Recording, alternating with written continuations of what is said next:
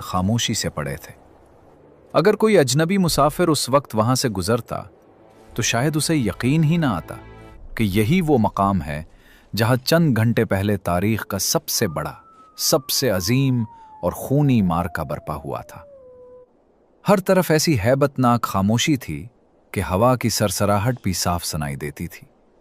फरात का दरिया भी खामोशी से बह रहा था। ये वही फरात था जिसके पानी तक रसाई आले रसूल पर रोक दी गई थी।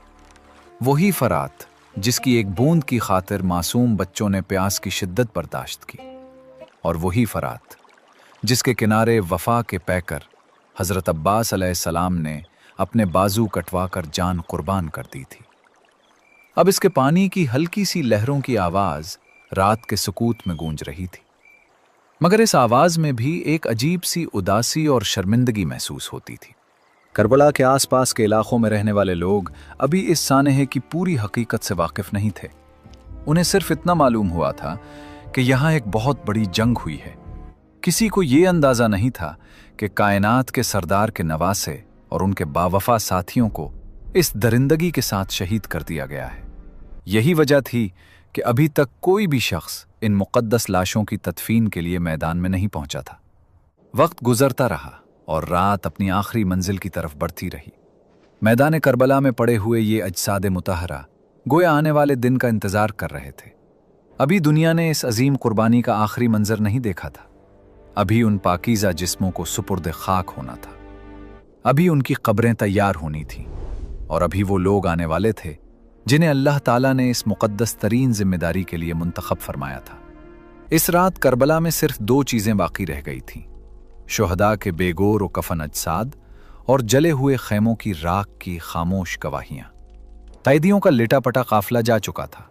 नेज़ों पर बुलंद सर बहुत दूर ले जाए जा चुके थे, लेकिन ये सरजमीन अभी अपने सबसे अहम फरीज़े यानी इमाम हुसैन अलैहिस्सलाम और उनके साथियों की तदफीन की मुंतज़िर थी।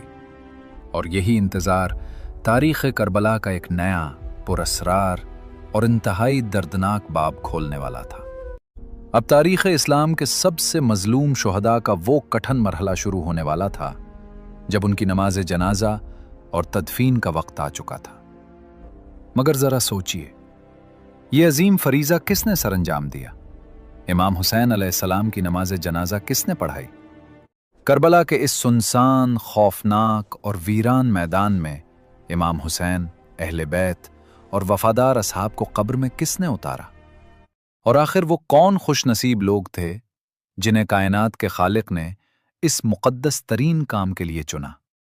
नाजरीन, ये सब तफसीलात जानने से पहले आपसे एक मुअद्दिबाना गुजारिश है। ये दस्तावेज़ी वीडियो इंतहाई मुस्तनद तारीख़ी रिवायात, गहरी तहक़ीक़ और बेपनाह मेहनत के बाद तैयार करके आप तक पहुंचाई जा रही है। अगर आप इस्लाम की तारीख पर मबनी ऐसी मेयारी, मालूमाती और रूह परवर वीडियोस देखना पसंद करते हैं तो हमारे चैनल दानियाल वॉइस को ज़रूर सब्सक्राइब करें। इस वीडियो को दिल से लाइक करें और कमेंट्स में अपनी अकीदत का इजहार करते हुए ये ज़रूर बताएं कि आप ये दास्तान किस मुल्क या शहर से देख रहे हैं। आइए अब करबला की इस दर्दनाक मगर ईमान अफरोज़ दास्तान को आगे बढ़ाते हैं। 11 मुहर्रम और बाज़ रिवायात के मुताबिक 12 या 13 मुहर्रम 61 हिजरी की सुबह तुलू हो चुकी थी। गुज़श्ता रोज़ लश्कर यजीद अहले बैत के कैदियों को साथ लेकर कूफा की जानिब भाग चुका था। मैदान करबला एक बार फिर खौफनाक हद तक खामोश था। इसी दौरान करबला के करीब आबाद कबीला बनु असद तक मुख्तलिफ ज़राए से यह खबर पहुंची कि फरात के किनारे एक हौलनाक मार्का पेश आया है और बड़ी तादाद में लोग मारे गए हैं।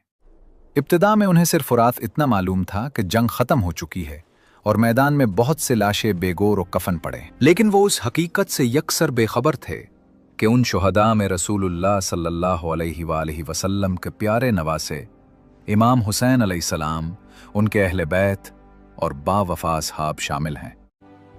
जब बनु असद के लोगों को यकीन हो गया कि जालिम लश्कर वहां से जा चुका है तो कबीले के कई अफराद इंतहाई एहतियात और खौफ के साथ मैदान करबला की तरफ रवाना हुए ताकि देखा जाए कि वहां क्या सूरत हाल है और अगर मुमकिन हो तो इंसानी हमदर्दी के तहत मकतूलीन की तदफीन की जाए।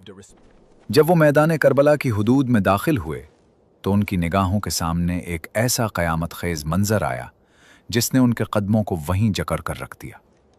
हर तरफ जहां तक निगाह जाती थी बेगोर कफन खाक और खून में लत